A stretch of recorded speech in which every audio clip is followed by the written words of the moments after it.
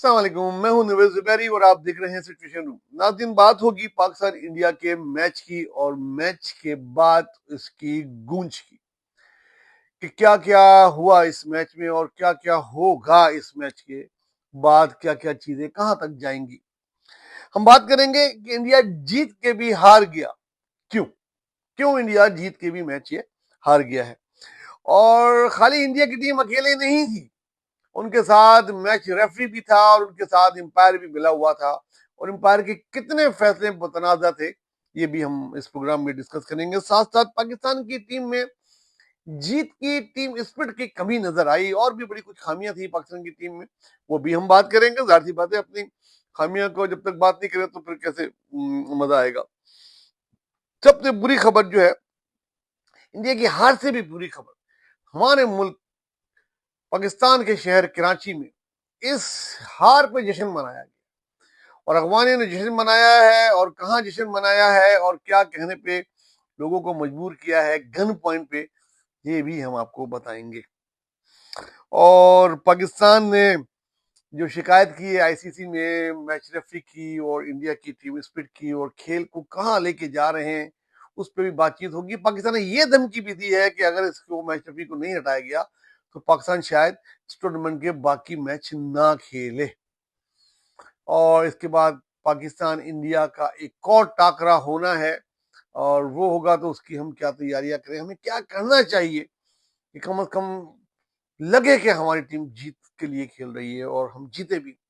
और आखिर में बात करेंगे बाबर आजम की, याद तो बहुत आया होगा। प्रोग्राम शुरू करते हैं, बिस्मिल्लाहिर्रहमानिर्रहीम। और हम कल इंडिया से हार गए, इंडिया जीत गया। इंडिया ने बेहतर खेला, इसलिए जीत गया। हम खराब खेले इसलिए हार गए। हार और जीत खेल का हिस्सा होती है और ये टीम, ये एक स्पिरिट होती है गेम की। और हार जीत कोई मायने रखते हैं, एक अच्छा माहौल होता है, क्रिकेट में मुकाबले का इम्तहान होता है, बहुत सारी चीजें होती हैं। लेकिन कल इन सब का फुकदान देखा गया इंडिया की तरफ से। और इसमें मैच रेफरी साहब ने टॉस करते वक्त ही बता दिया था कि कोई हैंडशेक नहीं होगा। उसी वक्त एहतजाज करना चाहिए था एक्चुअली कैप्टन की, लेकिन ये हमारा कैप्टन कल का बच्चा है। ये इसके बाद इतना ये मकसद अगर सही देखा जाए तो पाकिस्तान इंडिया के मैच में इसका चांस भी नहीं बनता है।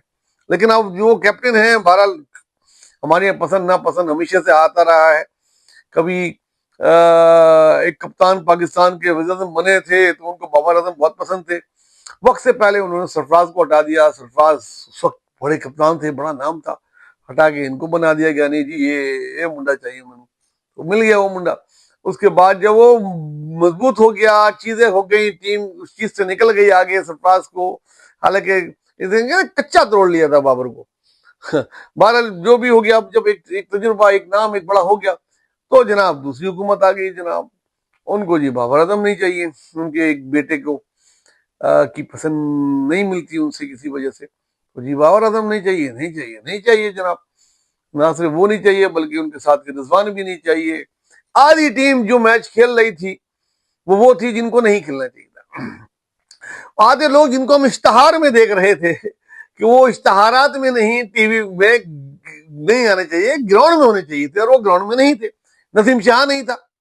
कितना दुनिया का वो बॉलर, जितनी स्पीड, वो जैसे विकेट भी हो उसको, उसका चांस बनता है जरूर इस मैच में। लेकिन हमारी टीम में ही बस नहीं बना, किसी और टीम में होता तो जरूर वो इन होता।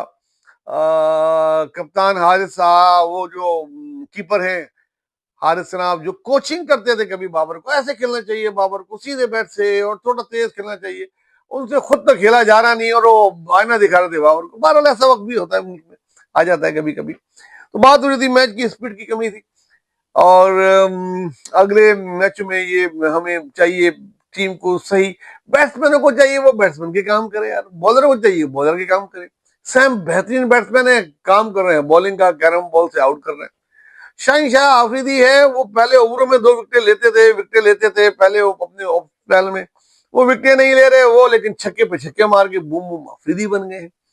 तो ये हो रहा क्या है हमारे, मतलब शुरू के टॉप ऑर्डर तो बिल्कुल नहीं खेल के दिया। कप्तान तो ऐसे डरे हुए लगे मुझे, सहमे हुए कि वो मैच का प्रेशर ही नहीं ले पाए।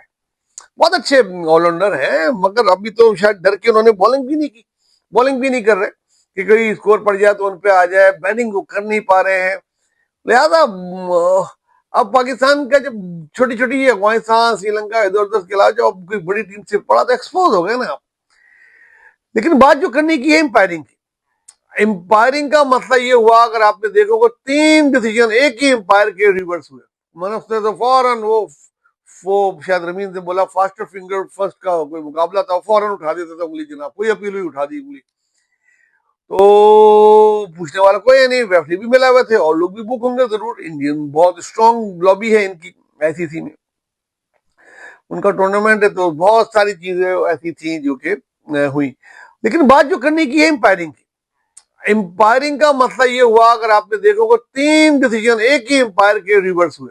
मनफ ने तो फौरन वो शायद रमीन से बोला फास्टर फिंगर फर्स्ट का कोई मुकाबला था, फौरन उठा देता था उंगली, जनाब कोई अपील हुई उठा दी उंगली।